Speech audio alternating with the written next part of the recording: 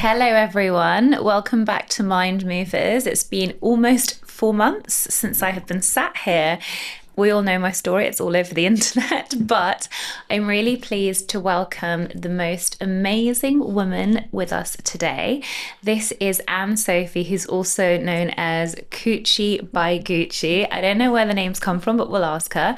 But Anne-Sophie and I had met in a gym class, and I was particularly interested by her neuroscience background and also about how she was navigating the wellness space, but within a corporate setting, and also within a setting of helping females. I actually went to one of her workshops and there was an incredible female empowerment workshop, so I came out feeling amazing.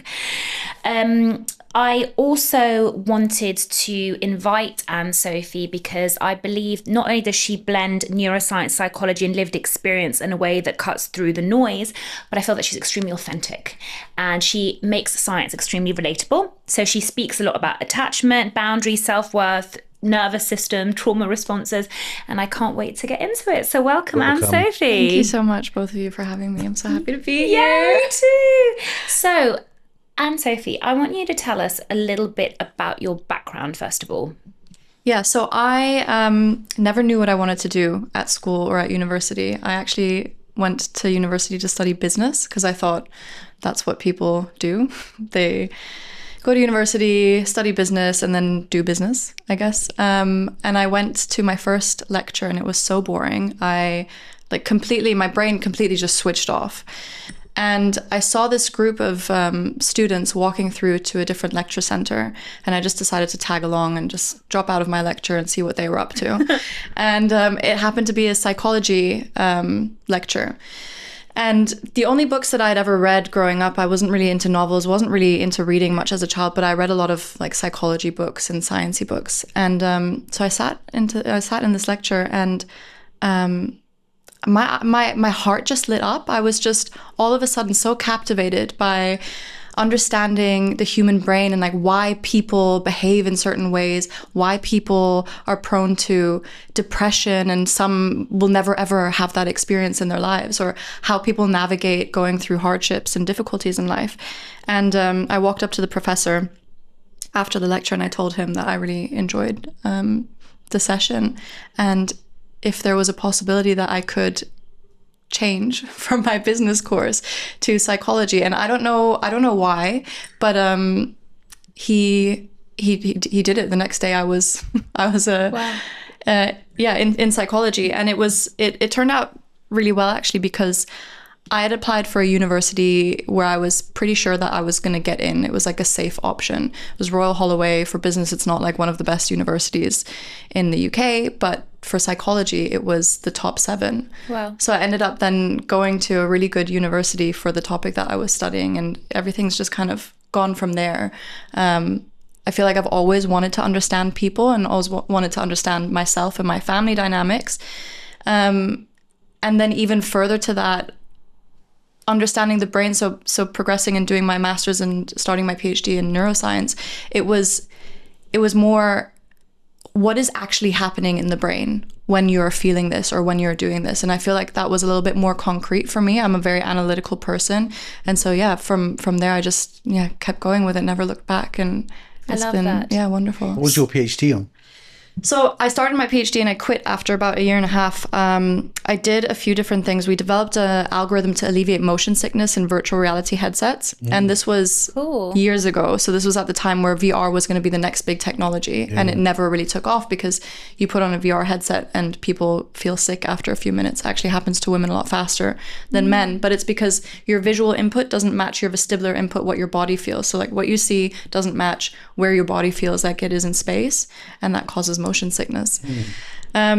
So I published those papers, but I'd also worked previously in neuropsychopharmacology, so looking at the effects of certain drugs and psychedelics on the brain. So I was always kind of like had my hands in different pies, working in different areas of neuroscience. And I guess that's why I ended up quitting my PhD, is because I wasn't ready to commit to one very specific area of science. I'd also been doing stuff with Parkinson's, so it just allowed me to kind of take that knowledge and put it out into practice in the world of startups and help people actually understand their brains.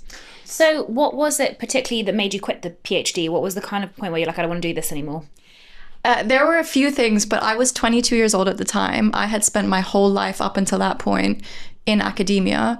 The year and a half of that I was doing my PhD, and actually the year before during my master's, I was sat in the basement of Charing Cross Hospital in a room with no windows, running experiments on people, earning no money, and I didn't have a social life. I was there on weekends. All of my friends at this point were starting to change careers and progress into something where they're earning money and they're going out and they're spending money. And meanwhile, I was just so completely removed from that. And I think I was looking at, the next 2 years maybe to finish the PhD. Would have been like 25, 26 maybe, still not earning any money, missing out on basically what felt my whole 20s. Yeah. But then also a big part of it was that this algorithm that we developed, we got so much interest from the US Army, from Samsung, from Oculus. People would come to visit us to try and buy this research. And I actually spoke to my professor and I said that we should patent it. Yeah. Instead of selling it to them like at a small price, we could probably earn a lot of money if we set up a company. But if I had stayed at the university, they would have taken 80% of the IP. So I quit.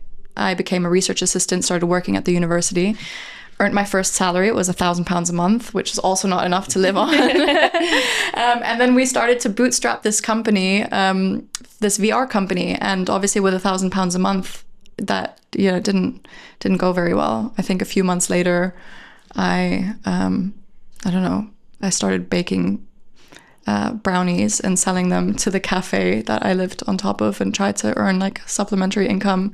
And then I was doing like 10 things at once and it just didn't work out for me at the end. Okay. So obviously there's always a blessing in that though, right? I find like you do something and then things don't take off in the way that you want. And that like kind of propels us into the direction that we want to go. How were the brownies? Did that business take off? So basically the brownies, it didn't take off. It came at a time where I was very interested in health and fitness. Yeah. Because at this point also I became vegan. And I always had a sweet tooth and I wanted to just make sure that I'm still hitting my macros. So I started making brownies from red beans and borrowed that from... I spent a lot of time growing up in Hong Kong. They use red beans a lot for desserts. Love it. Red bean curd, mochi is my favorite. So good. Yeah. But you can also make brownies, did you know, from red beans, from courgette. So you get a lot of protein, a lot of fiber, sweet potato. Exactly. So I was doing that for a while. But yeah, it was... So when did you become this Instagram phenomenon? Well, what Coochie by Gucci? Explain the name. It's not a funny story, actually. It's an inside joke. It was an inside joke from an ex-boyfriend of mine and his brother who has since passed. And he just, I don't know, he was spraying this cologne or something and he said Coochie by Gucci and I don't know why it stuck with me. And one day I was like a little bit tipsy and I changed my Instagram username. I love that. And then I've kept it and it feels kind of like a bit of an homage, that's the word, to him. But yeah, it's not... There's it becomes your identity, right? Like I feel like it does, and I've tried to change it so many times because I have the verification. It won't let me change my username, and I've obviously now that I've started to post a lot more about my work and my career, I don't think that it's very relevant to have a username like that.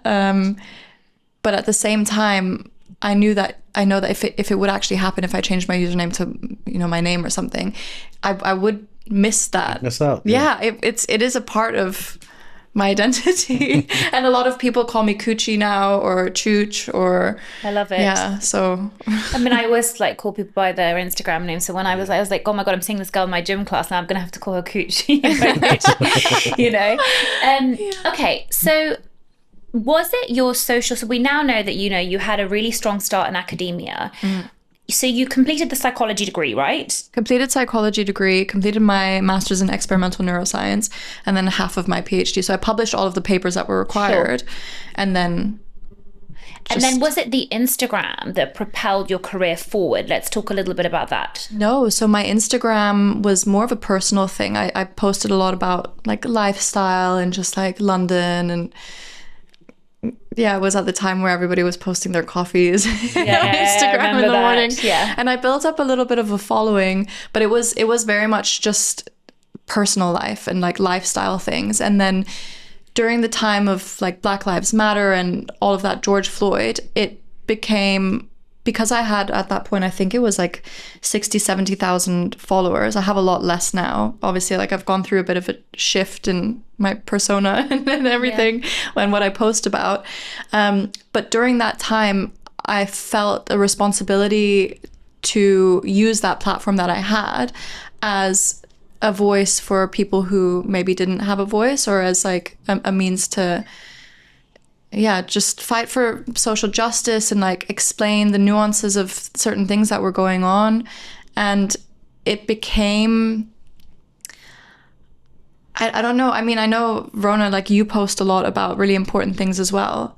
And when you start doing that a lot, first of all, you do get shadow banned. You do get a lot of people who are then hating on you, or feel like because you're talking vulnerably about certain issues in the world, they feel like that they can attack you, or why aren't you talking about X, or what about so-and-so, or why do you hate us?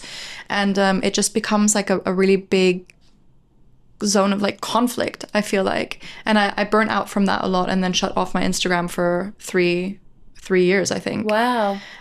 Because I just couldn't take it, and I couldn't be part of that, and I felt like I don't know, it was so all-consuming. It's still an important part of who I am and what I do, and what I tried, the conversations that I try to have with the people around me, but I feel like I do that in a more considered approach now, versus just like shouting out into the abyss. Yeah. I think you're right about that. I mean, would you say that in particular, because you were so affected by political and world issues, that was a dark time of your life? You know, did you feel that you were, you know, how people can, you know, empaths in particular take on those emotions? Do you feel that perhaps it had put you in a space in your life where you were questioning the world, or questioning the way things are? Yeah, I think, and this is something that I still struggle with quite a lot, is it's hard not to let the news consume you, because a lot of what you see is so awful that it doesn't feel right sometimes to live and exist in a world and have your routine and have your day to day, and wake up and have breakfast and take the dogs for a walk and look up and the sky is blue and I'm not worried about my safety or my security. And then meanwhile, you're seeing all these images on social media and the injustices in the world, and you feel like you have no power, and you feel like, you don't know how to navigate. And sometimes this happens to me quite a lot, and I need to also still figure out how to navigate it. But I lose motivation for anything, because it doesn't feel right to carry on with my day to day, when I should be allocating all of my time and all of my resources and all of my attention to other people who are less fortunate. I mean, you're the neuroscientist, right? But, you know, our brain wasn't designed to know all the bad news in the world. Yeah. No. And the news tends to talk about bad news, right? It's the consumption of anything. You know, what was really interesting, you know, I took a hiatus from social media for 3 months.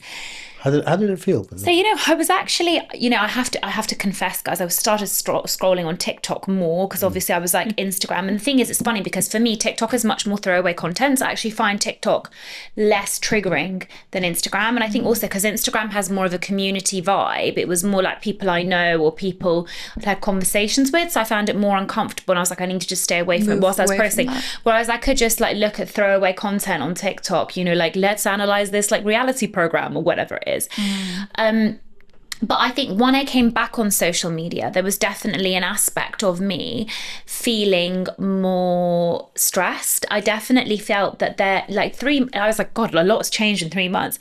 There was this real sense of me not feeling good enough. Like, I feel like content is become so exaggerated. Like the notion of perfection, particularly on Instagram, is so extreme. Like, you know what I mean? Like everyone's like, you have like a gorgeous like pantry and the most perfect home and the most perfect baby and the most perfect husband and like the most perfect friendships, and you're suddenly like, unknowingly comparing your life to other people, you know, and I feel like it doesn't, what it does is that it shows us that the values that should be important to humanity are no longer important.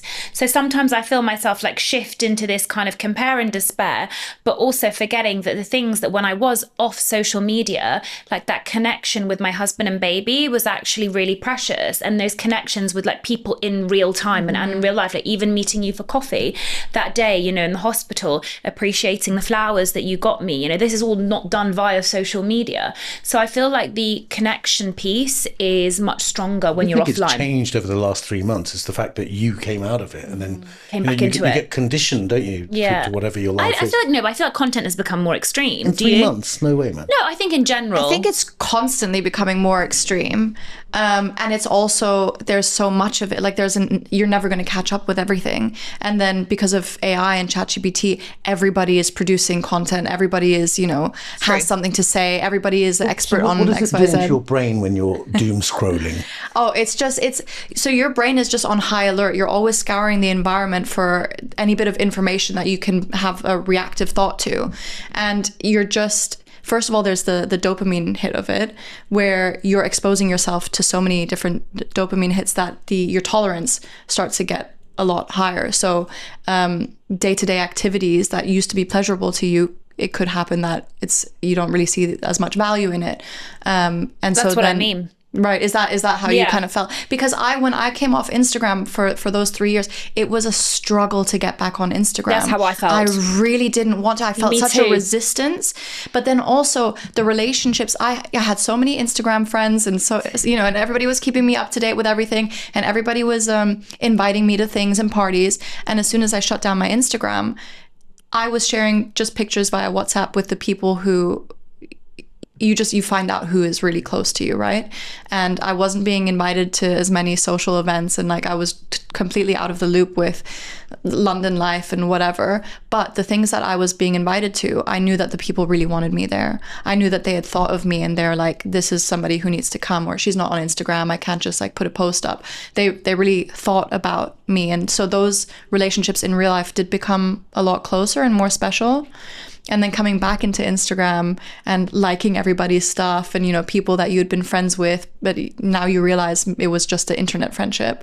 It just feels different. It feels so, it doesn't feel real in a way. Have you heard about that phenomenon where when they're making TV shows, they're making the plots a lot simpler? Yes. Because it's a second screen.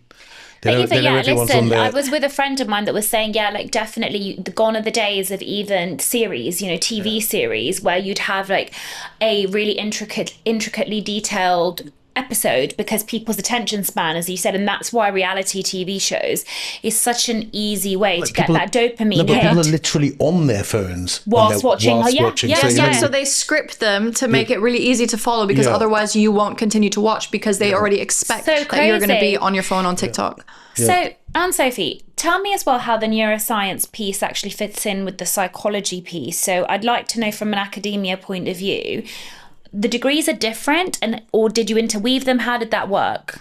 So I started off with a foundational degree in psychology, so an undergraduate. And in the last year, so that's 3 years, in the last year, I had a sort of major.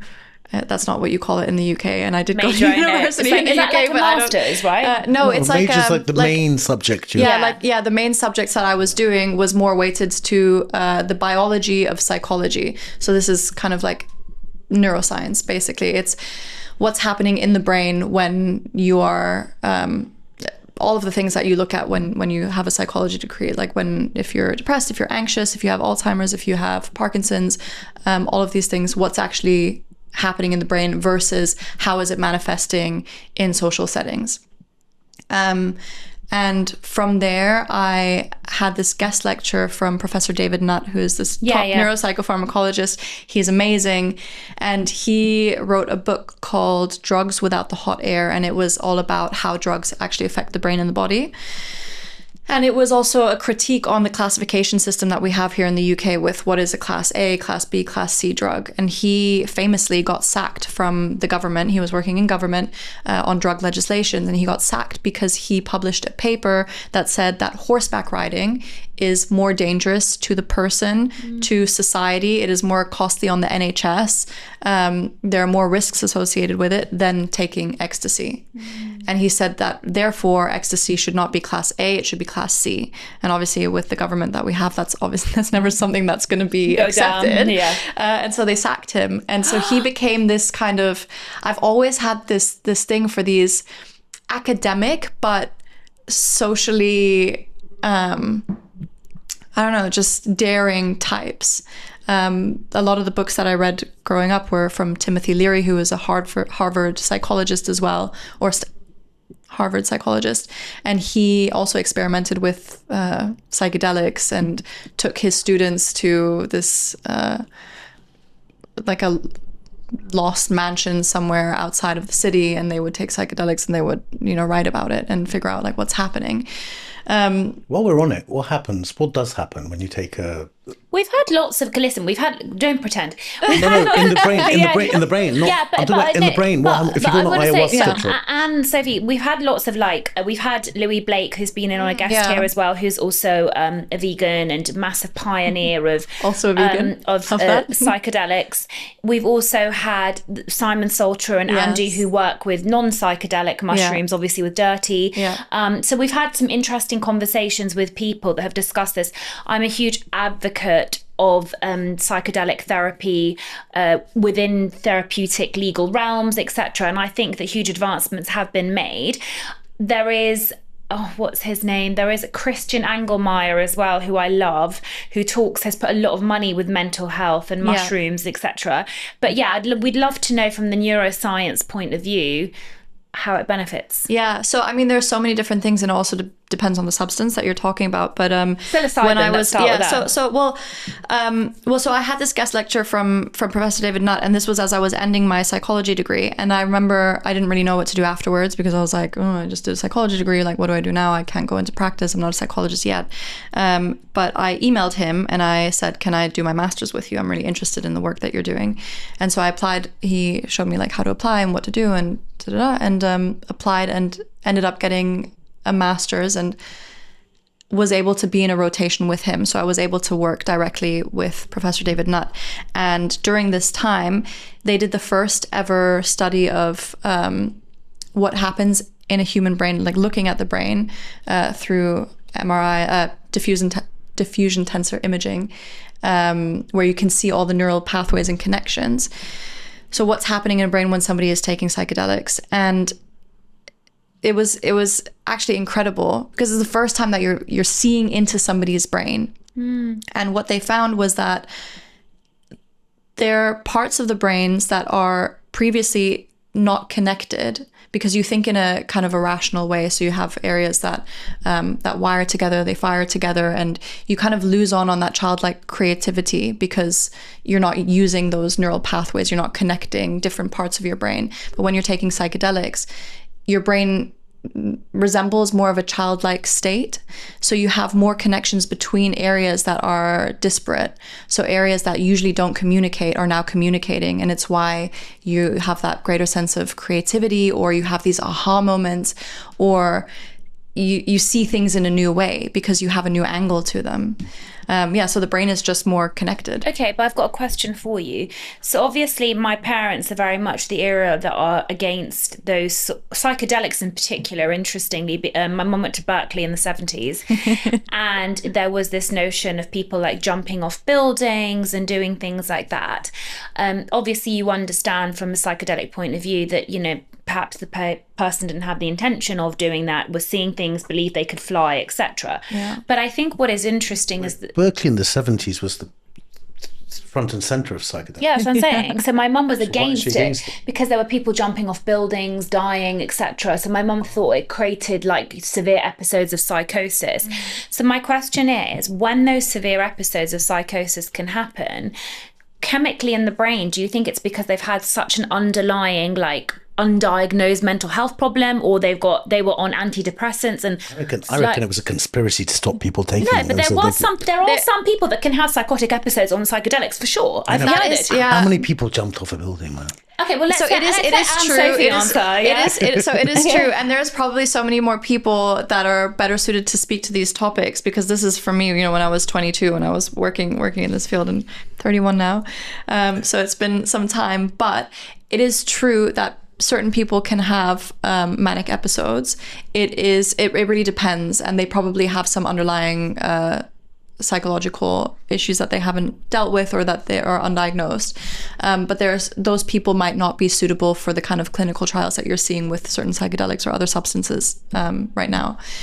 But also, you are right that it got a lot of bad press, and I think they took individual stories from people who would do crazy things or who would have accidents, and they would just amplify them to create fear and anxiety, because they were really trying to get a hold on the psychedelic movement and kind of dim it down. Who was that mass murderer? It turned out that the CIA were.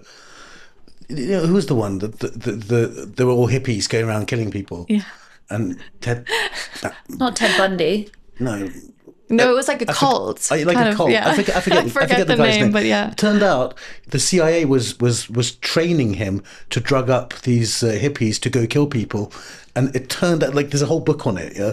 And the idea was to make the hippie movement seem like a dangerous movement. But listen, if you read the book on how to change your mind, which a lot of people have read, it's quite clear, and that's written by a doctor. Was he a doctor or a psychotherapist? Anyway, someone that's extremely credible, has input from other doctors. They know that it was a political decision. Nixon wanted all of these people to go and fight in the Vietnam War. Yeah. Psychedelics had got into the hands of lay people. They're like love and light. We want to hug trees. Yeah. We're not going off to kill people. So then Nixon's like, it's the most dangerous thing. It was a political decision, and we know that. Yeah. I want to move on a little bit, Anne-Sophie, into kind of like, so we've had the beginning of your studies and the beginning of your life. I want to know as well, though, with how profoundly did the understandings of what you had studied had an effect on your life? So what I mean by that is, did you go through any hardships or anything like that you want to possibly share that allowed you kind of to use what you knew and implement?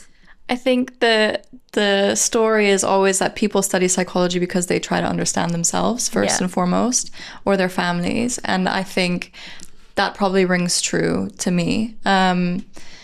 Because I wasn't always the person that I am today, and I didn't always have a really positive outlook on life. And like, if you ask me how I feel day to day now, I wake up in the morning, I'm grateful, and I look around and I take pictures of the leaves because I think that the colors are so vivid, right? And there's just so much to be happy about and to be excited about. And I genuinely feel so grateful for myself, for being in the headspace that I'm in now, because I know that it wasn't always like that. And I definitely struggled with my mental health a lot, especially as a teenager. I didn't feel, like I was really part of my family. I felt like a bit of an outsider. I felt, even with my friendship groups, like I never really connected to people in the way that I wanted to, or just always felt like I was a bit alone in the world. Were you an introvert? I think that's difficult, because I would say that I'm more introverted even now, but I am also very extroverted. I just need time to recoup, and I need a lot of time alone to just like fill up my social battery, I would say. But as a kid, no, I think I was very like happy and colorful and wanted to love and connect with people, but then also always felt that there was a barrier, and I ended up feeling very alone. And so what was the unlock then? So the unlock, and the crazy thing, the reason why I talk about this so much now and why it's like so much of what I do on social media is because even while I was studying psychology and then neuroscience and then getting, on my third degree, I knew so much about the brain, and I still didn't realize, and nobody had ever told me, that I can actually change my brain. that was never part of the curriculum. That was never part of what was discussed. It was like, oh, if you have depression, this is what's happening in your brain. These are some of the reasons why people can be depressed. It can be genetic. It can be like there's always that nature or nurture conversation. And that's really the extent of it. And if somebody's depressed, what can you do? Well, you can have drug interventions, or you can have therapy, or you can have a mixture of both, which usually has like the best outcomes. It has probably something to do with serotonin. And so you can really understand it on that intellectual level. And I think that's what I did a lot of my life is I intellectualized myself and my feelings and my emotions and my situation. And I felt like that was giving me a bit of power in understanding myself, because I just intellectualized everything. But it really wasn't until very late on in my studies that I came across meditation. And the first time I came across it, I was like, yeah, everybody's like starting to meditate now because they want to sleep better or they want stress reduction or whatever. Maybe it can help with emotional regulation. So, okay, fine, I'll try it. But I wasn't really convinced. And then I started reading about the science of meditation and looking at what happens when you put a monk in an MRI machine, somebody who's meditated for years. Wow. How is their brain structurally different? Yeah. What are the pathways? Like, what has changed for this person? What is actually happening when you're meditating? Because you come across meditation, oftentimes you think that it's just about sitting cross-legged and finding nirvana, right? And just like exiting space and time and just getting to like accessing this higher state. And it's not that at all. It's just learning how to focus your brain. Which is impossible for ADHD. Yeah, it's hard. And yeah, it's hard. But like I started to look at these studies and look at what's actually different in people's brains when they meditate. And all of a sudden it clicked for me. Go on. I can change my brain. You saw an organic route to the situation. Absolutely. Because before I was like, I just have this outlook on life that bad things are always going to keep happening to me. I'm just going to go through one hardship, then the next. I'm never really going to be satisfied. I'm just like a passenger in my life.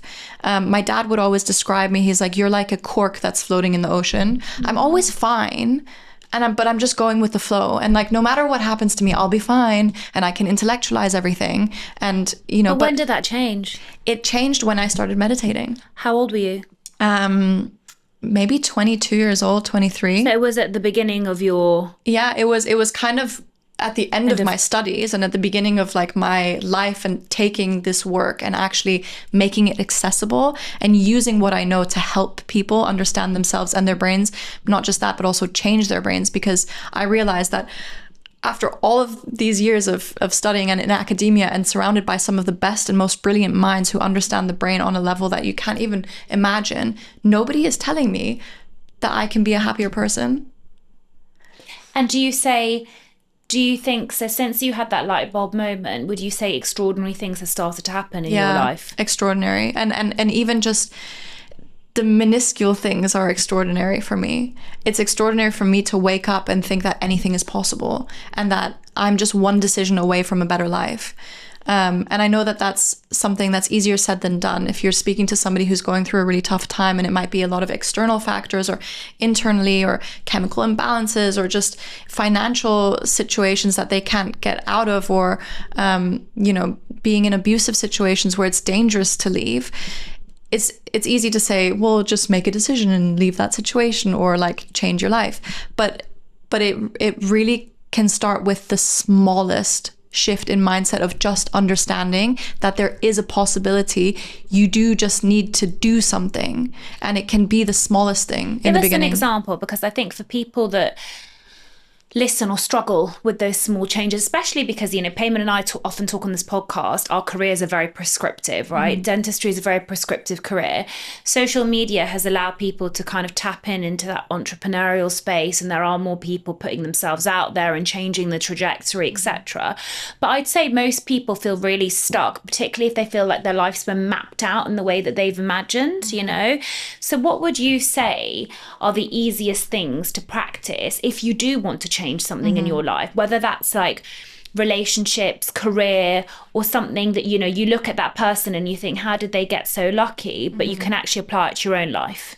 Yeah, it's really difficult because it'll be so different for everyone. But I think nothing can change without there first being awareness that something needs to change. Because a lot of the time, and I think this is also true for myself, is that I just went with whatever was happening.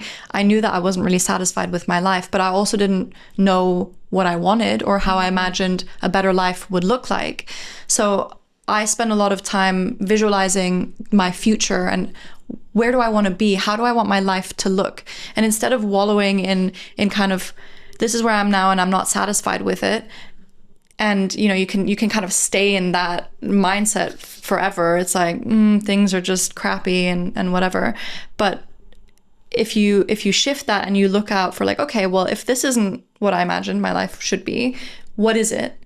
And sometimes it's difficult, and people are like learn in different ways. So if you're a visual learner, you can make like a mood board, or you can visualize it, right? It's very difficult to say, you know, what is the thing, because sometimes, I don't know if you've ever read a book twice or watched a film twice or something, and you get totally different things out of it based on where you're at. But I think this is the thing. I think it would be helpful, like even if it was just like 3 points, you know, just to understand. Because you know what I found, that, you know, what you're talking about there is agency over your own situation. But like you said, but the thing is, but I think also importantly is that at different points of your life, you want different things. Yeah. And I think that's particularly important when it comes to relationships, isn't it? Because that's where commitment really shows, I feel. Because when you say that you want to be, for example, with a certain type of person, and it feels like there's real alignment when you meet that person, it's what you wanted at that time. But the funny thing is about relationships is that if you do believe in marriage, you're committed for the rest of your life. Does that make sense? So that commitment includes, like, when you're evolving as a person, your needs and the things you want will change inevitably. Does that make sense? And that's why I always say relationships are like a continuous recommitment to each other all the time, because you can't expect them to always be like evolving and changing as you are, because you're dealing with two like human beings with different thoughts and values and wants. Do you know what I mean? That makes sense. Yeah, but I feel like you have to also, if you want that longevity, choose somebody who you know is going to love you at your core and accept you in all of your different stages, and also allow you to change your mind and shift. And just, I think it's also very much about having respect that person will change, but you have to trust that they will change for the better of themselves and for the better of the relationship. I think, you know, the basic principles have to align, and the basic principles don't change. Yeah, the very basic principles. Let's say I believe in fairness or whatever, something like that. Yeah. Those have to align. Those don't tend to change. Then you have to accept other things will change. Okay. And in a way, other things should be in sort of opposition. You know, if your husband's better at night, you should be better in the morning.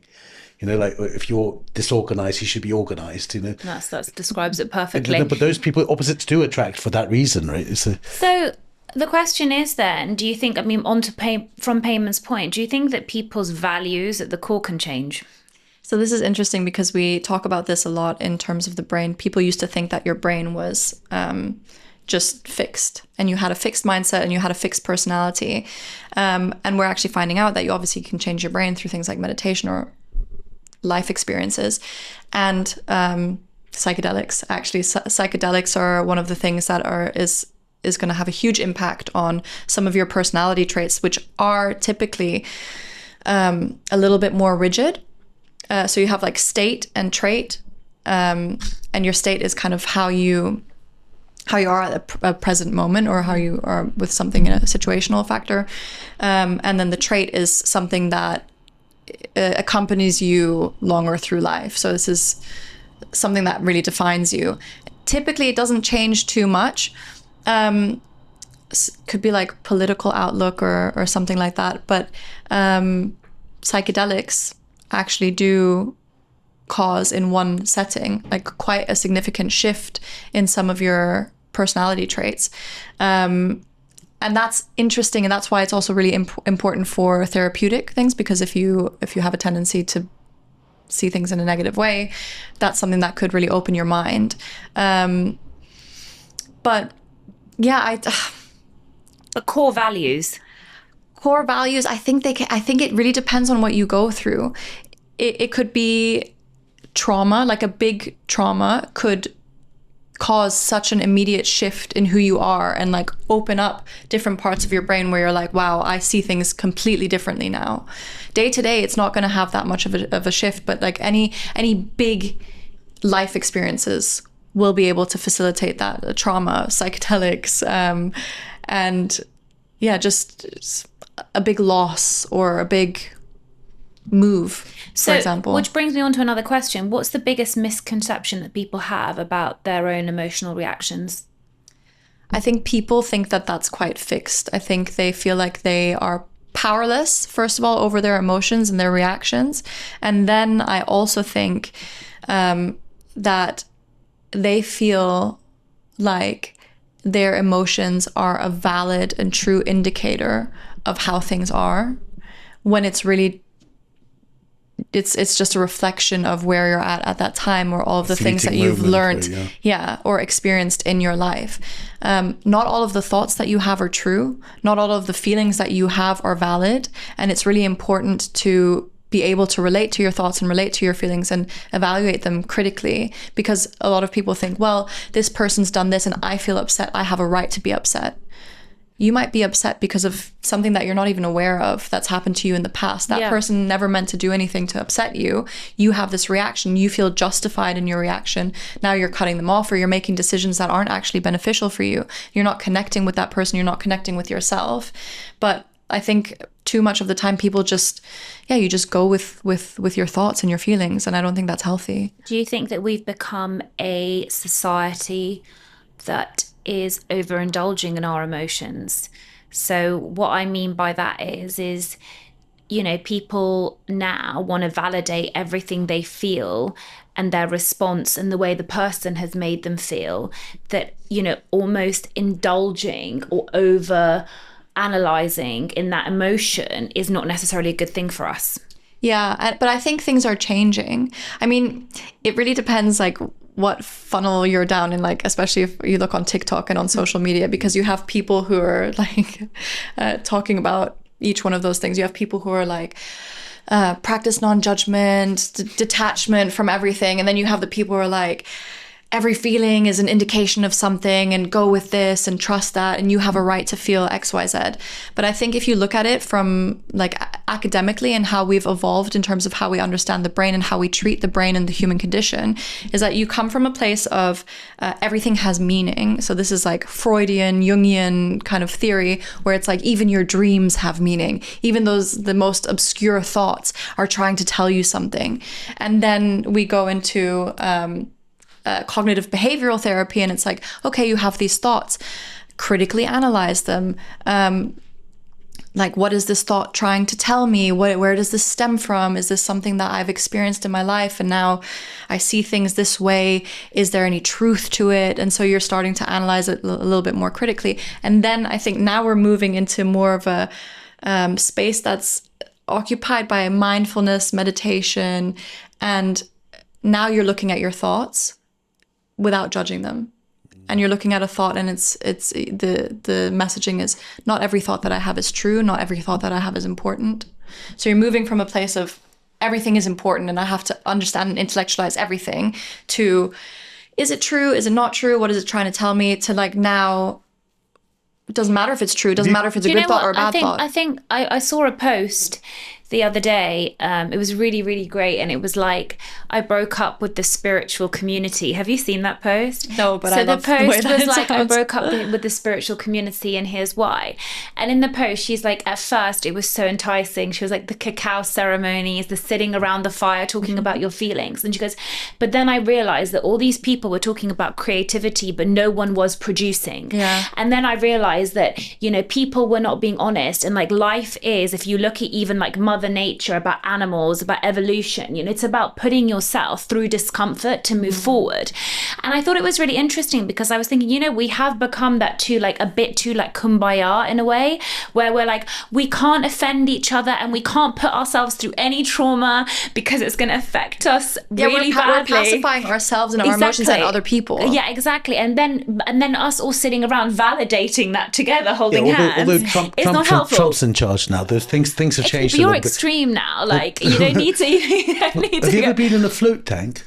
Yes. I really want to go. Yeah. Have you done it? Yeah, I've done lots. Where is one? There was in Wandsworth, but now it's closed down, unfortunately. There's one in Vauxhall. Vauxhall I've been Floatworks. through. Yeah. But Have they you need been one there? in West. London Bridge as well. There must be one in West, yeah. Wandsworth there was. It just closed That's down. not West, babes. Yeah, it's West enough. It's West enough. But what I found, it was a real unlock for me in so much as, you know what you're saying about meditation. Yeah. I could never understand it. I could never even, I got it, but I just never really felt. But in a float tank. You can. Yeah. And the thing for me that sort of switched my brain to it was that, okay, you're trying to meditate, some thought comes in your head, yeah, and the really important thing is to not feel the feeling of that thought, the feeling, yeah, that's really important, because, you know, we naturally just, let's say the thought is some patient suing me, yeah, okay, that patient suing me, don't feel it, see it, but don't feel it, and I don't know why, an hour in the tank,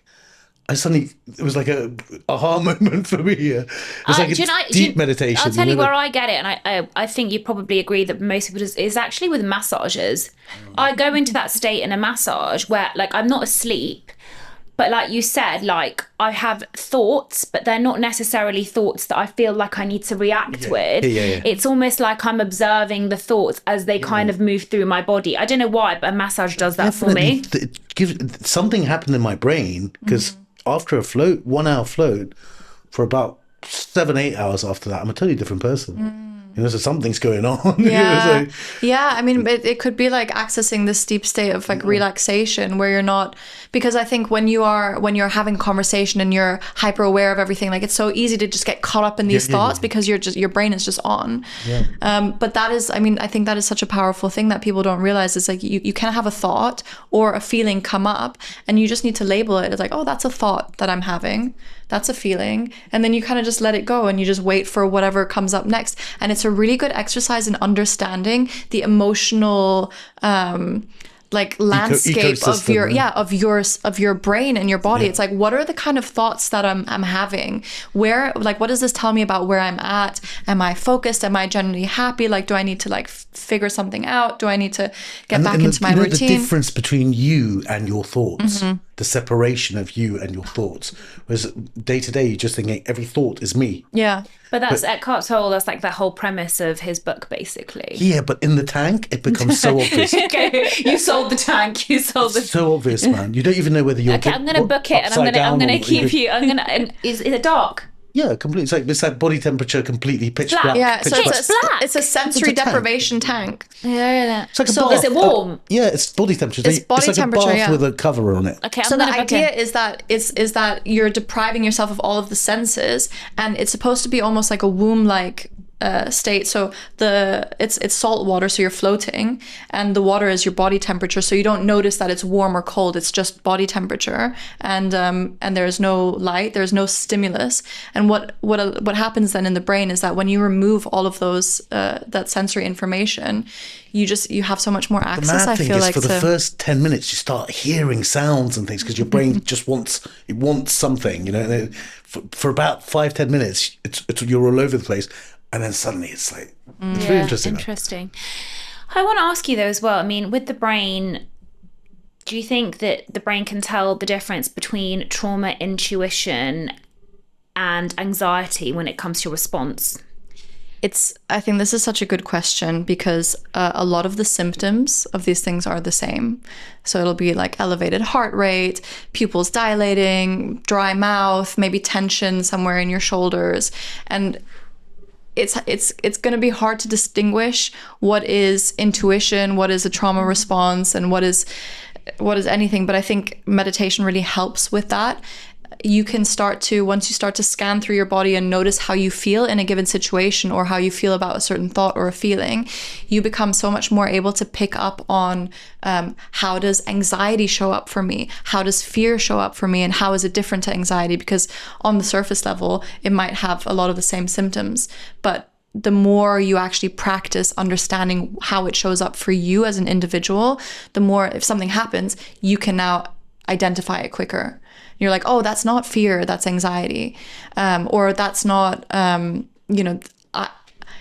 there's just so much more nuance. But I also think that it's interesting because sometimes these things will show up in similar ways, and it is just a question of how you reason with yourself what it is. So a lot of the time I still have fear and anxiety when I go up on stage to talk to a big audience, because I've had the experience of just my brain completely shutting down and forgetting anything that I was going to say.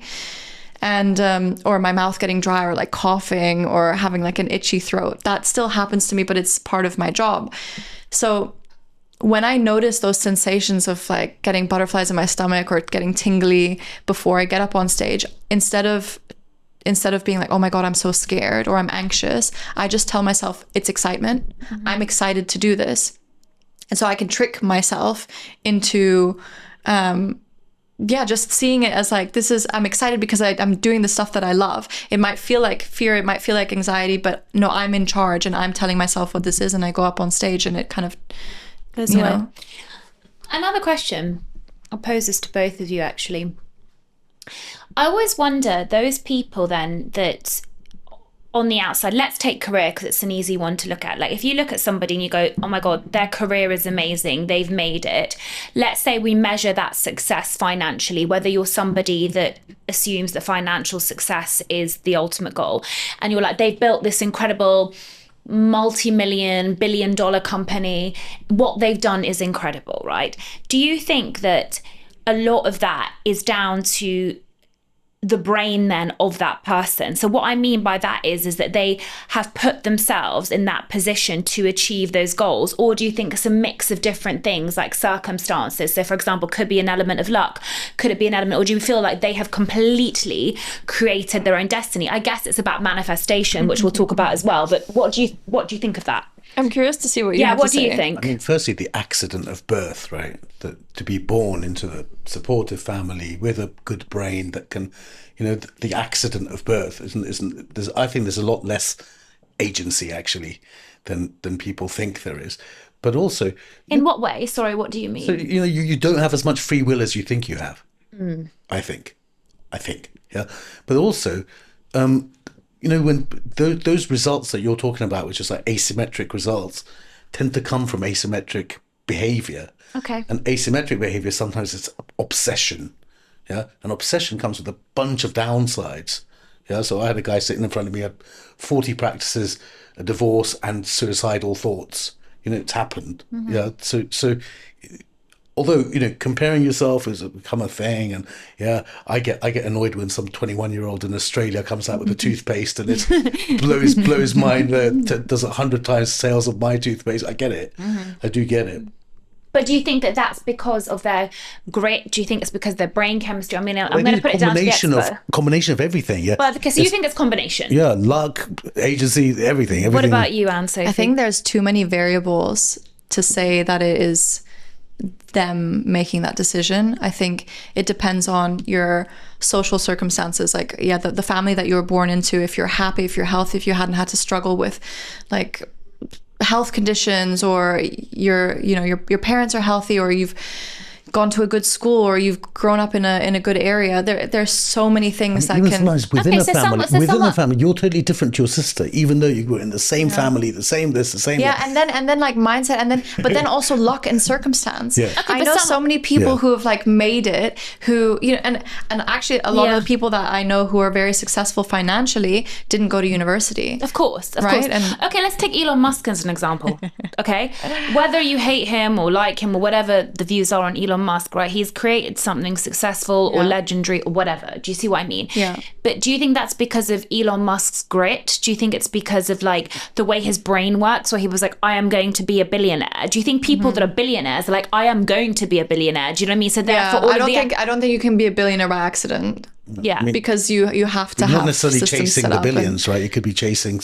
Yeah, do you think it is chasing the billions or just the millions? Elon Musk is like very obvious that he is obsessive over certain things. Have you listened to any of his? No, actually. So if you listen to one of his 4-hour interviews, right, the Joe Rogan did. Probably Lex Friedman or someone like that as well. Lex Friedman, then you realise he's not happy at all.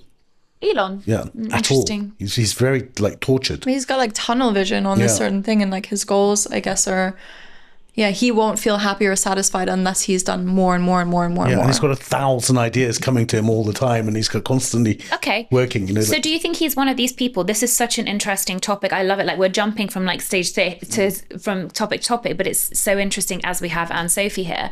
Do you think then as well there is a superpower in neurodiversity? Because neurodiversity used to be something that was so frowned upon. I think particularly for my generation, and even more so for Payman as well, it was that you medicate autism, you medicate ADHD. And now, because it's so widely spoken about and possibly overdiagnosed, let's be honest, people are starting to embrace, you know, having a neurodiverse brain and being like, okay, fine, I don't fit the mold. I definitely think that ADHD has become one of my superpowers when it comes to my career. And my friends and family are like, we always sort of knew it, and now we can see it. And your ability to do so much is because of my multitasking with ADHD. So do you think that neurodiversity has become a little bit of a superpower? Yeah, I think it's very significant with the times that we live in, the career opportunities that are available to people. Whereas like typically in the past, you had very structured careers and ways to like work. Yeah, you had to fit a mold, and you had to be very good at XYZ task and following due process. And that works very well for neurotypical people and not so much for neurodivergence. Very good point. But I feel like now with more people have more agency and ownership over their lives and their careers, and there's so many careers that you could never even imagine were possible, like YouTubers. It's like that is gamers. You have kids who are opening up packages on YouTube and they're making millions. And you know, the biggest CEO guy from Fortune 500 company who's worked his way up could never have imagined amassing wealth like that in that kind of way. And I think it's really great because it is a way for people who are neurodivergent to also have access to opportunities and success without following this traditional path. What does the research show about neurodiversity? Because some people would claim that they're like made up things, which obviously isn't correct, particularly now the conversation around autism as well. And I do meet people that are like, oh, it's not a real thing, it's because of X, Y, and Z. What does the research show about these neurodiversities? You know, are they very much real? Are brain chemistries different in the way that we imagine? You know, what does it say? Yeah, I mean, it's very much real. I'm not the person to like speak intricately about this, but it's very obvious that there are differences in the brain, and those there's some nuances that we haven't even discovered yet.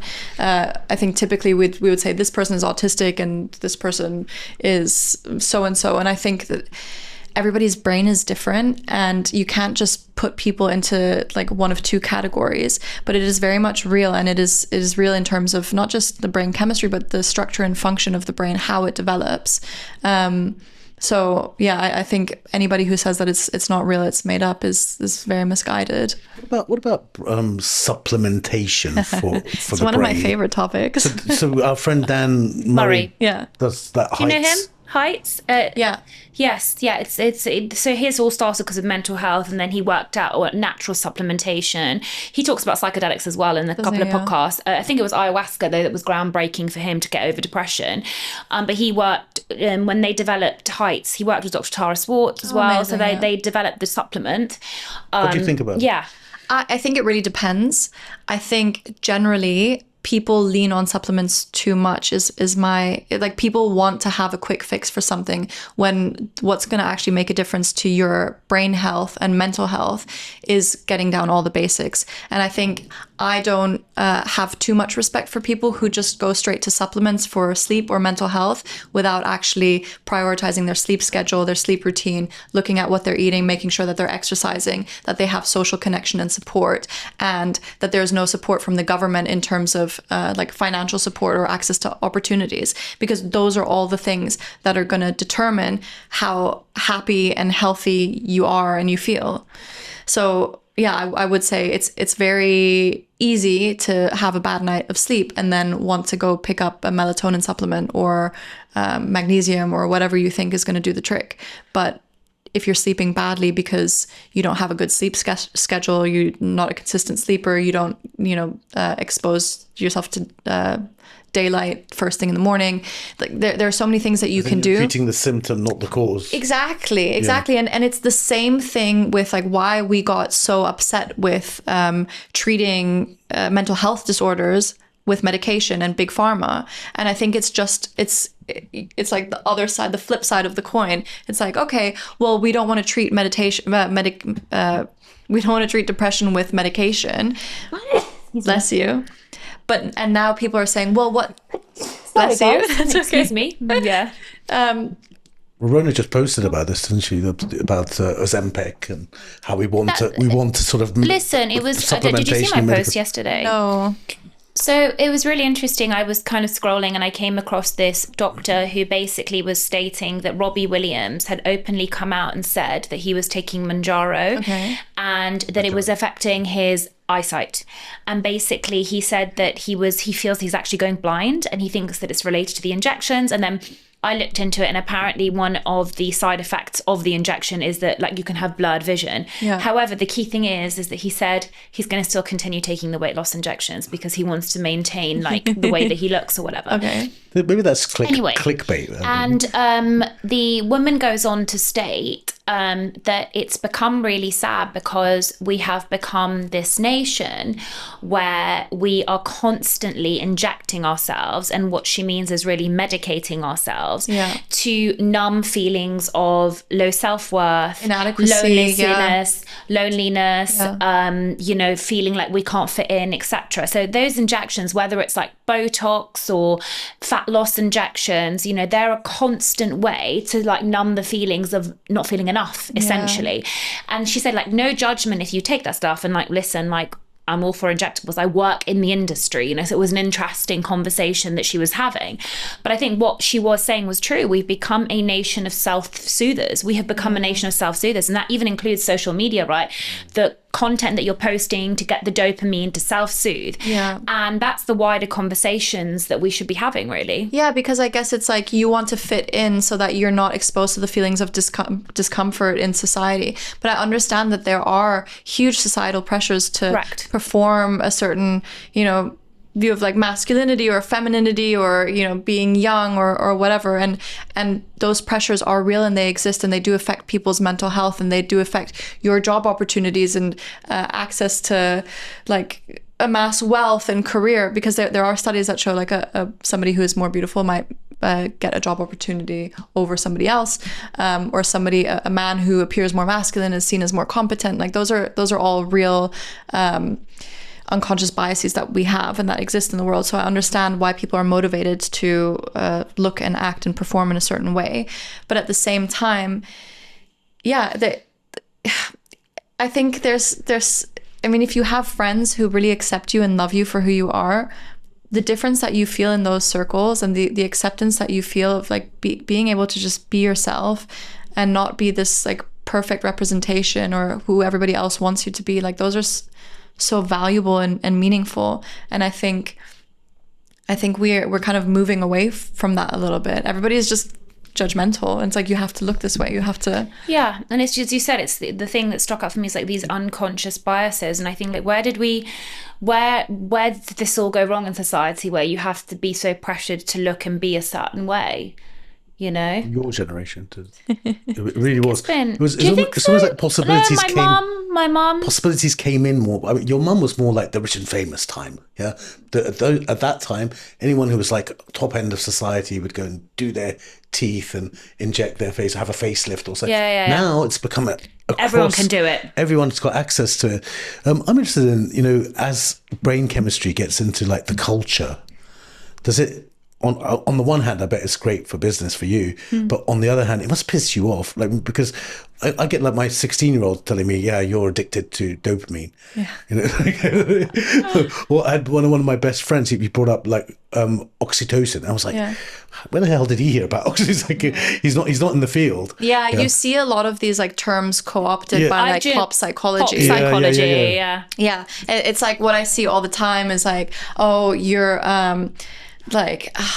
You're depleting your dopamine, that doesn't, like, that's not how dopamine works. You can't deplete dopamine. It's just that your tolerance is like it's at a different marker, so you're seeking it out more. But that's why everything is becoming more extreme, as I told you, because once you see one thing, your dopamine's used to it. Do you know what I mean? So then when it comes to content and stuff, that's what I was saying. When you know what's actually going on, but the thing is that, like, I can see this so clearly. It's one person does a podcast where they talk about XYZ, and they're like misinterpreting the science a little bit, because maybe they're not a scientist. Even if they are a scientist, like, it might not be their field, and they don't have that wealth of knowledge that comes from being involved in the field and knowing all of the primary papers associated with it and like the general consensus. And so they like pick up this new paper that has this new shiny little finding, and they're like, oh, you need to supplement with this and this, or you need to do this sleep protocol, or this sauna protocol, and this ice bath protocol, and like all these new things that are like really trendy now. And then all of a sudden, somebody else on Instagram, on TikTok will like they will amplify it, because they're like, well, I got this from a reputable source because this person is a scientist, or like they do have publications. And so I'm now going to take what they've said and say that that's true. And then it just gets amplified and amplified and amplified. And now that is like the consensus. It's mainstream. And it's funny because and people don't believe it when someone tries to take it apart. Yeah, they don't believe it. And this is also like, now I'm kind of in the same situation with my social media, whereas like before, when I was talking about like social justice and I was like fighting against it, I was like, can't you see this isn't fair? And again, I'm doing the same thing with the science. I'm like, no, like the blue light from your phone doesn't affect your circadian rhythm to the point where it affects your sleep. Everybody thinks that this is right, because Matt Walker, who is like one of the biggest sleep scientists, talks about it on his podcast. He's like, okay, blue light from your phone, like you shouldn't be looking at your phone because it's going to interrupt your circadian rhythm and it's going to mean that you can't fall asleep. It's not actually true. And so I'm here telling people, no, you can't be on your phone before bedtime. And then people are like, no, you absolutely can't, because it's so ingrained. It's so mainstream. Yeah. And I'm finding myself like fighting this thing again. I'm like, no, like I know the truth, and like this isn't right. And they're like, you're just being a hater. You just like to go against the grain. I'm like, no, I'm trying to like educate people, because I think, you know, there's so many of these gurus online, and everybody gets their information from the next influencer or like lifestyle person or whatever. And even scientists who, you know, are trying to do the right thing, but like sometimes people get it wrong, but it's hard to discern what's truth and what's not. But I like, one thing that really gets to me is that they're like, this needs to be your morning routine. This is your bedtime routine. This is the protocol that you need to adhere to in order to become like happy and more creative and grateful. And at the end of the day, it really just depends on who you are as a person and knowing yourself. I think that sort of stuff, because I remember as well, like everyone was always talking about like this 5-6 a.m. club, right? Yeah. It was even a thing on that like dentist gym group, right? And I was like, okay, cool, like I'll try this. And that 5 a.m., 6 a.m. thing was so unhelpful for me, actually. And I found that I was more tired, more hungry, and less productive, and I was really trying to force it, because actually I'm someone that does much better when there's natural sunlight. I am an 8-hour person. If I get up at my time, which is usually 7:30, I can be in our gym class for 8:30. That's my time zone that works really well for me. Any earlier, I'm useless, no matter where I am in the world. Even if you sleep earlier. Even if I sleep earlier, it's funny. There's new research actually that shows that a lot of the time, people who are living not in accordance with their own circadian rhythm, so not in accordance with their own 24-hour clock, so maybe they're waking up really early for a job, but actually their natural body clock rhythm is a little bit later on in the day, that a lot of these people might have symptoms of depression that isn't being able to be treated by these SSRIs, because it doesn't have anything to do with the serotonin. It's not to do with the brain chemistry. It's just that their body is in a permanent state of jet lag that is affecting their mental health to the point where they now have depression. And this is just because they're not sleeping in accordance with their own sleep cycle. That's really, really interesting. And that's why I'm saying to you, like, I like to live by my own rules. Like, it drives my clinic crazy, because I have a hard start at 10 a.m. But especially as a neurodivergent, like that is going to be very important to you. I just can't. Like, it's just not the thing about owning your own business. Yeah, but you know, they get really angry because they're like, oh, you know, no. It was mainly like my manager, who she's like, you should be here for like the morning huddle. You should do this. You should do that. And she's somebody that likes to be at the clinic at like 7:45 a.m. But that's what works for you. And it's just not going to work for me. And the thing is that also, because I fall asleep around 10:30, 11, I get really anxious about waking up that bit earlier, which makes me not sleep. Do you see what I mean? So it just doesn't work for me. I want to move a little bit actually forward to, since we're on the topic of, you know, pop psychology and all these terms have been kind of like thrown around on social media. Manifestation is one of them, right? And manifestation is something that actually makes me cringe a little bit when I say it, because I look back at things and I guess you could brand it as manifesting, because one thing I did is that when I got rejected from several dental practices after I had graduated, I must have not been pretty enough now that you're saying unconscious bias. But anyways, there is no way that you wouldn't have been pretty enough, Rhona. But I basically had written down in a book, and at the time I didn't have tools to the things that you're talking about, but I'd written down in the book the way that I imagined my life. And I remember being like, I wish to live in this area. I wish to, you know, marry this kind of person. And I want to own a practice in Chelsea, X, Y, and Z. Anyways, it all kind of came true 7 years later. So in a way, you could say that was manifestation, right? You know the concept of it, right? But it's become this hugely cringe thing now, because now I scroll through my Instagram and TikTok and it's like how I manifested £2 million a day, you know, like on my TikTok. And I'm like, okay, so like what is your perception of manifestation? How does it work from a brain point of view? Yeah, so I talk about this a lot, and I think it is not true that you can speak something into existence, which is sometimes what people, when they talk about manifesting, they say, just wish for it and it will happen. The reason why I think manifestation can sometimes work is because it's a goal setting technique. And if you manifest something and either you've written it down, you've taken that time to like that brain and body connection, you're writing it down, or you're creating a vision board, or you're sitting there visualizing your dream life, you spend a lot of time thinking about your goals. So now, especially if you do this every day, let's say the method of manifesting for you is like saying a few affirmations in the mirror, like I will have $1 million or pounds.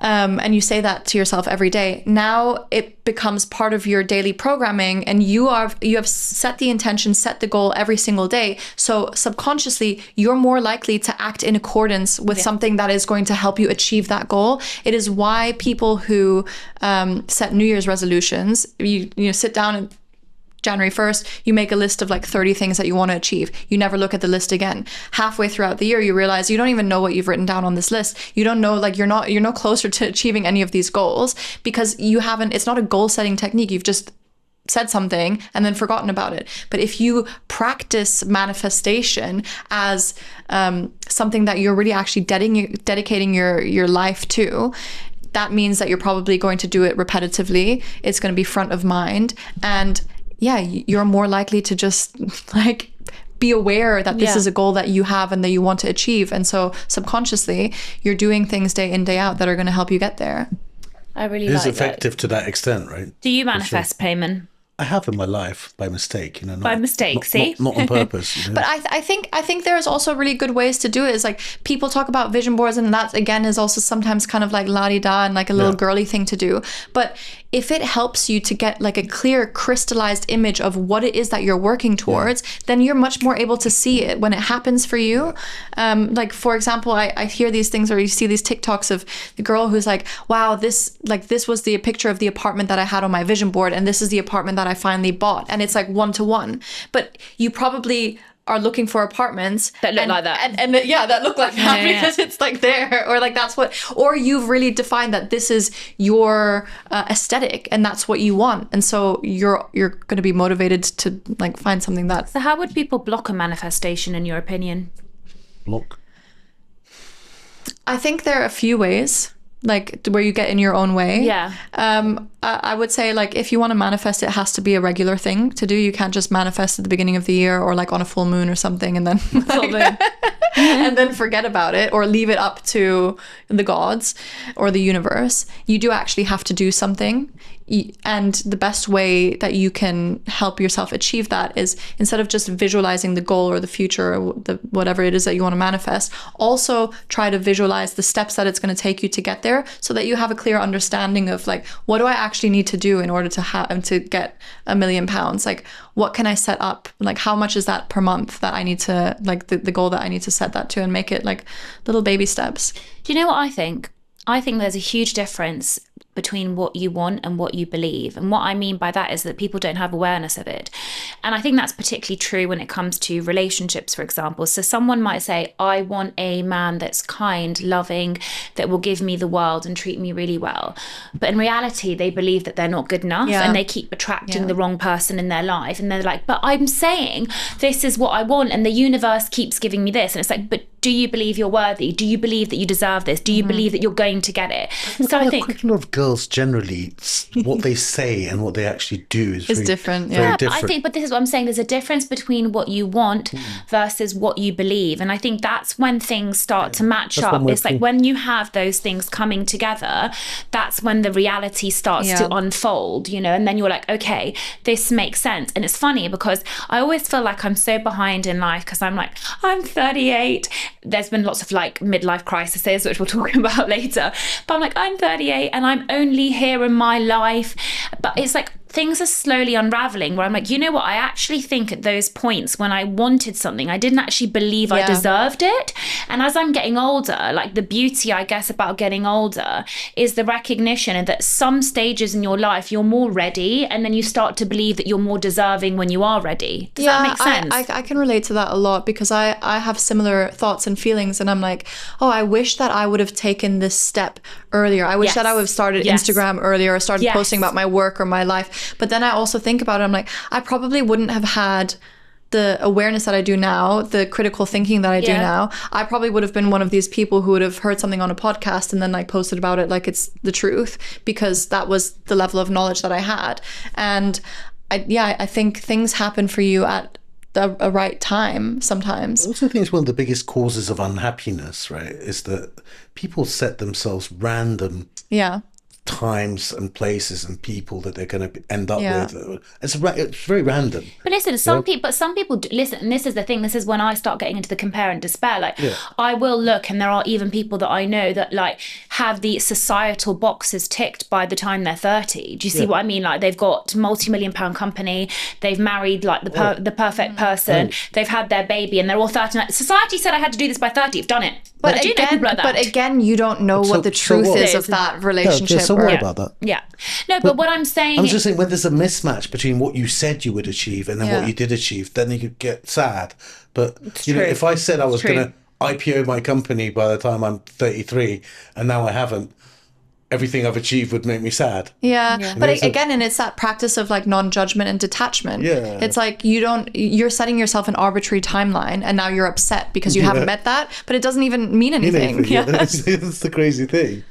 So I want to move a little bit into actually relationships. We touch a lot about this, and I know this is something that you feel passionate about. I don't want to go into the pop psychology of like different attachment styles and so forth, but what I would like to know... Why don't you clear up some of those discussions, those arguments me and you used to have about relationships? What was it? I don't even remember now. Something about like in love. Oh... This is like really boring. We don't repeat this. We don't repeat the same. No, I want to hear the brain side of it. No. I'm figuring that it's so funny because like I like every time that I have a little crush on someone, I'm like Googling. I'm like, what's happening in my brain? Like, yeah. Because it's fascinating because you just notice like the way that you operate is so different. Okay, so what I said to Payman, right? He was saying like that the whole notion of falling in love is like you can't sleep, you can't eat, you can't think about anything else. Like you're falling. Yeah, but he's like, but I said to him that with the knowledge that I have now and all of the work that I've done on myself and all of the therapy, that's not necessarily a healthy way to be, and that's usually a sign that it's not gonna turn out for the best. And that is my... Don't say that. And that's like, and you know... So sad. And that has been my experience. That has been my experience. Yeah. And that when you have that sense of like safety and stability, like it's kind of understanding that that's what long-lasting love is, and that is what true love is. What you've been through. Like I used to have someone who used to work for me. She went out with this bad guy or whatever, and then I don't know. He ended up in jail. I'm joking. No, he ended up a drug addict, and then he killed himself. Oh. And then she wanted only like dorks. Yeah, she wanted the opposite. Okay. Yeah, of that you guy. have a tendency to overcorrect, right, in relationships. And so maybe this is what you're saying now. Yeah, it's just like the we know overcorrection this, for right? your... The thing is that again, it goes back to the dopamine thing. Highs and lows will definitely, I believe, you can correct me if I'm wrong, initiate different chemical responses in your brain chemistry, which you can mistaken for being in love. Yeah. And definitely, if you're an ADHD person, you seek pleasure, you seek dopamine. So I love those highs and lows subconsciously. Does it mean it's good for me? And I gave you the example before. If I came to Anne-Sophie and you said, guys, I tried heroin last night. It was amazing. But then my crash was so low. You wouldn't be like, babes, just take heroin again. Of course not. It doesn't mean it's good for you just because you're having those chemical emotional reactions. Yeah, but I think there's so much nuance to it. So it's basically like it's intermittent reward, which keeps your brain fixated and like, okay, and it's the same thing that happens like when you're scrolling with the dopamine. It's intermittent reward. You don't know if the next video is going to be a good video or a bad video, so you're kind of like waiting, and then you get that like up and down and up and down. And there are studies where it shows that like when you're in love or falling in love, the brain, it's the same reward pathways as if you're on a withdrawing from drugs. So you want that hit again. And I do agree that in general people say that love should be consistent and safe and secure, and maybe it's boring, and maybe like this crazy love infatuation isn't the right way to go or isn't healthy. But I think then you're also taking away the individual responsibility of being able to self-regulate. I think here again you have the problem that some people just like let themselves go with emotions and will fantasize and romanticize absolutely anything and project. Yeah. And I think mindfulness is a really good skill to have here, because you can stay focused and fixated on the present moment versus in that projection of like, what is this relationship going to be? When am I going to hear from them? And you're not living in the future or in the past. But I think one thing that you are forgetting there is it includes another person, and the way that the other person behaves and responds will also trigger that response, right? So if you are dating somebody and you have do you remember how it started? No, you but hold said on. so-and-so did something. Yeah. And then I said, but I said she was in love. So No, and but then you also- you said I would never do that. And then I jokingly said, obviously you've never been in love. It was a joke. But the thing is, this person, a friend of mine, had completely lost herself and uprooted her life because for this person that she didn't know very well, because she was so in love. Yeah. However, fast forward falling in love doesn't... Fast forward a couple of years, confirmed that feeling is not as it was at the beginning. So that elevation, and she's now looking back and being like, oh, did I make the right choice? Now I've changed my entire life for this person. Yeah. Was it the right decision? Which is what I was trying to say to you, that actually that feeling doesn't last forever.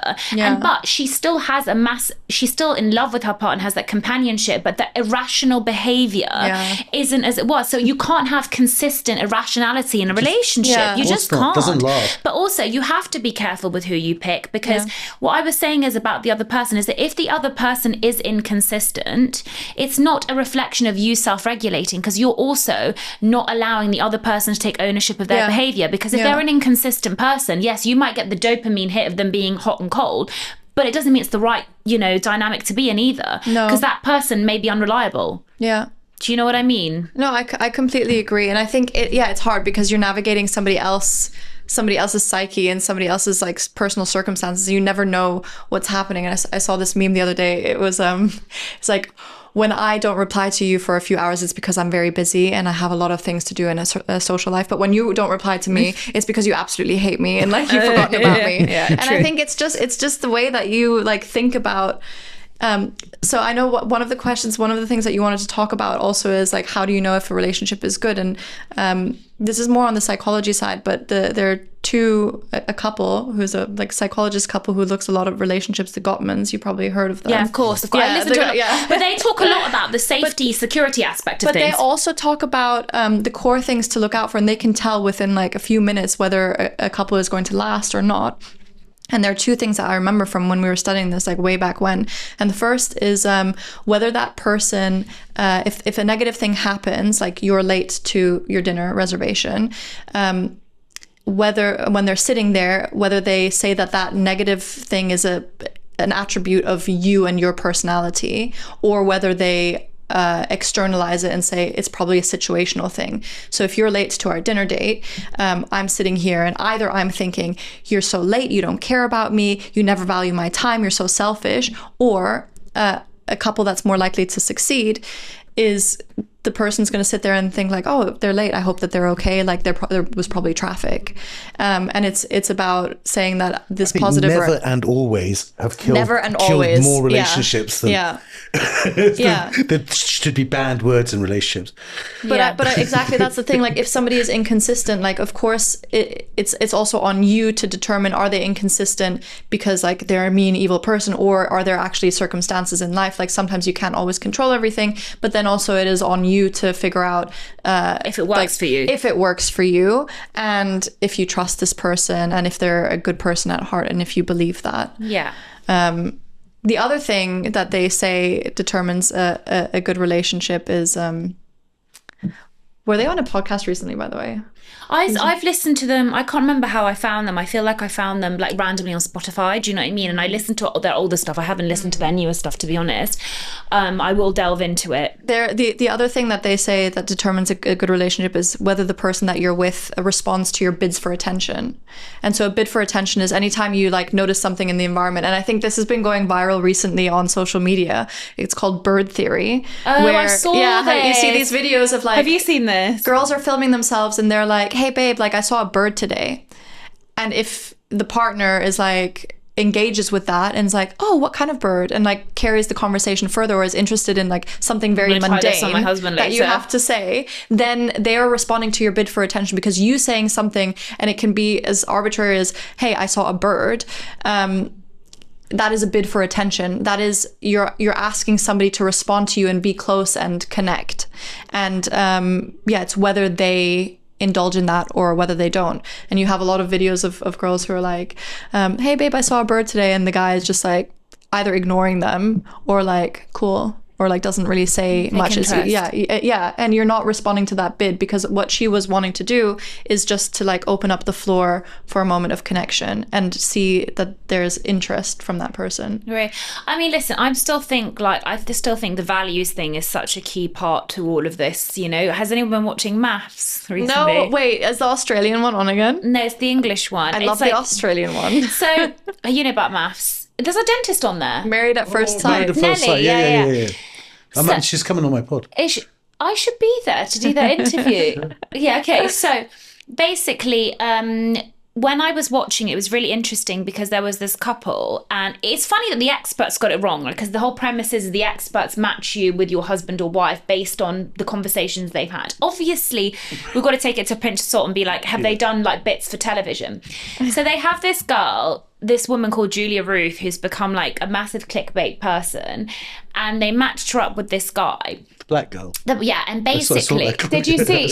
I need to watch this. And basically, I feel quite sorry for him, because she's your kind of like typical like feisty, sexy woman, and he's somebody that's really looking for like love and connection, and she's really mean to him the whole way through. And one day the experts give them this values exercise. They say like, here are a bunch of values. We want you each to list them from 1 to 10.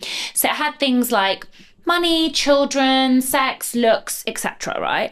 And when they compared their values list, it was polar opposites. So her first 2 values that were most important to her were looks and attraction. That came last down for him, and his was like children and I think success or something like that. And it was like, you could see that like she was really bummed out, because she was like, well, obviously our values are so different.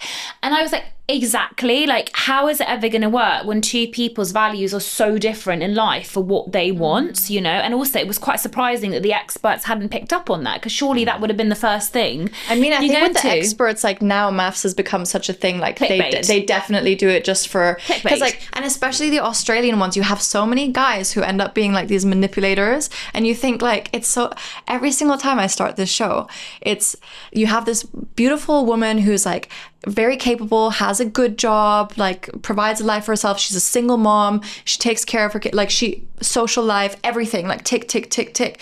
And then they place her with a guy who still lives with his mom, who's like doesn't have a job at the moment, just like kind of roaming around. And it's like, why would you do this? Yeah, no, it is interesting, but that's why I think like values is a really big one. And now that I've chosen to start a family, which I've said to you, like that's like shared values thing is like even more important because you've got a third person in the mix now to think about. So if you have somebody where like they want to party all the time and their whole thing is like socializing, whereas somebody that's like, I want to build a home.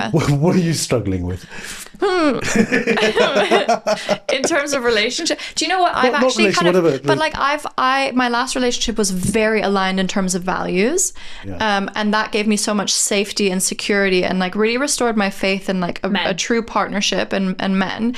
But like also now I see that I'm drawn to people who like I might not have been drawn to before, or I would think like politically they're not quite where I'm at, or they're not as like they don't see things the way that I do, but there are other things that maybe are more important to me at this stage of my life in terms of a partnership. And as long as I trust that they are capable and that they will keep the family safe and together and power through, like that's actually more important to me than somebody who's like one-to-one aligned on everything.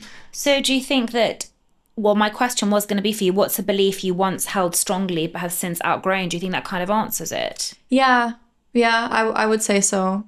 As you get older, that definitely happens. You know, you surprise yourself with the kind of people you're interested in, like ideologies you're interested in. Yeah, exactly. And I would say also in my last relationship, like because there was so much alignment and everything that I started to learn about or found interesting and I would tell him about, he would be interested in as well. Yes. And like which is great because like we're always moving sort of in the same direction together and agreeing on everything. There's very little friction, but at the same time, like some friction is required in order for growth. Yeah. But that's what I was saying about the discomfort earlier. Yeah. So like sometimes like now the people that I talk to and maybe, they have different views on things, but it's a challenge for me. And actually it challenges my thinking and I'm not in my echo chamber. And maybe I still end up disagreeing with them, but I've learned something. Like I've come out a new person. Taught something as well. Yeah, right? exactly. You know, the other person's very interested in your angle on things. Yeah. Whereas if you agree on everything, everything's like I agree. And then it's like, okay, cool. Next topic.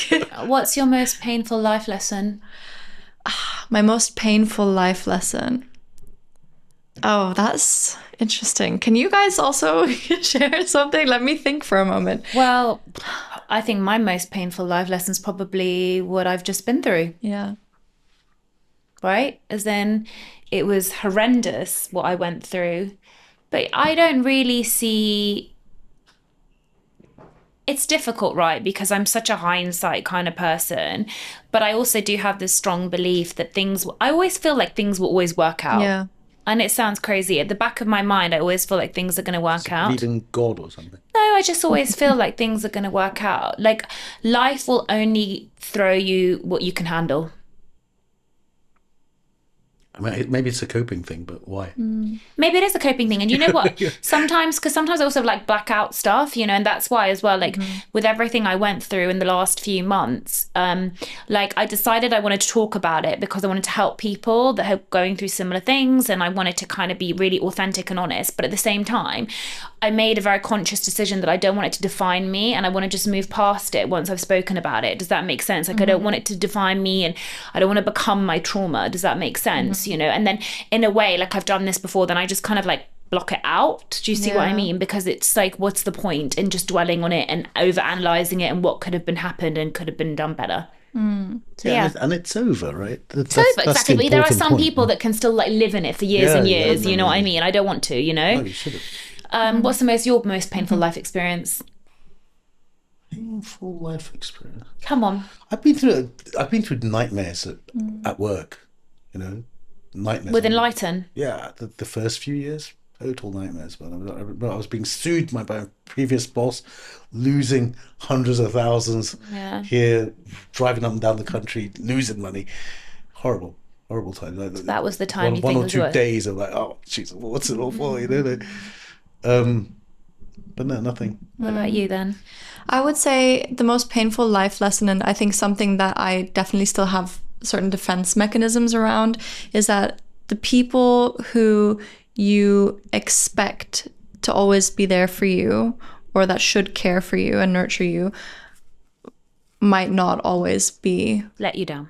Yeah. As in like, relationships, I would say like, or friends, or I would say like nuclear family. I think you grow up in this world thinking nobody's going to love me more than my parents, and nobody's going to want the best for me as much as my parents do, and nobody's going to work harder than my parents and my family to support me. And yeah, in a lot of situations that's not necessarily the case. But on the flip side of that, there's so much power and there's so many other people in the world, and you can really find and build strong relationships with people who don't owe you anything on that like family or like bloodline level, but who will be there for you and show up for you even without having to, or not really owing you anything. And I think those friendships and those relationships are so rewarding. So, and then the other flip of the coin, what's your most beautiful life experience? I guess the most beautiful life lesson that I have had, like the thing that's effectuated the biggest shift in my life, is that you're always only one decision away from a different life. And I remember thinking this, like whenever I've ended really meaningful and significant relationships with people that I've loved, but I've known like it's not right for me on whatever level, or I'm not happy with where I am and how this is going. You just need to make one decision, and it can completely change the trajectory of your life in a positive way. And I think to some people that feels risky, but I think it's even more risky to stay the same and live a life where you're not happy and not fulfilled. Because any change that you make that's going to propel you into a different sphere or universe, yes, you might not know exactly what that looks like, but you just trust that it's going to be better than whatever you have now. And so like sometimes I tell myself, if it's not this, it's going to be something better. So I'm going to change something about this. I know that whatever I change, it's going to be better than this. So I love that. And I feel that was actually answers my last question, which was, what message would you like anyone that's listening to this podcast to carry forward with them? And I guess it's just that, whatever decision or choice that you make could propel you in a different direction, but it's better to take that risk and chance. Yeah, because because the unknown is so uncomfortable for so many people. But if what's known to you now is not happy or satisfying to you, then the unknown can only be better than that if you're choosing a different path or life for yourself. Yeah, I love that. Thank you so much, Anne-Sophie. Honestly, as always, you sparkle so much glitter into every conversation. For those people that do want to look you up, so we've given her Instagram name a lot of times. Gucci by Gucci. Exactly. Easy to remember. And do you have a website as well? So I'm on Substack. I write, actually one of the articles that I just published was something that we were just talking about now. Well, there's different things I talk about, like how to boost your memory, or what's happening in the brain when you have a crush. Yeah. Something I researched recently and then decided to write about it. Love it. I'm going to subscribe. And my website is wearebrainwave.co, and this is just where I do a lot of my corporate workshops. So if there's anybody who has like a company, or like they want a talk or a workshop to help people understand their brains better, be more productive, be more creative, or work better as a team, or improve their mental resilience, those are things that I do as well. Perfect. Thank you so much, Thank you so Anne-Sophie. much. Thank you.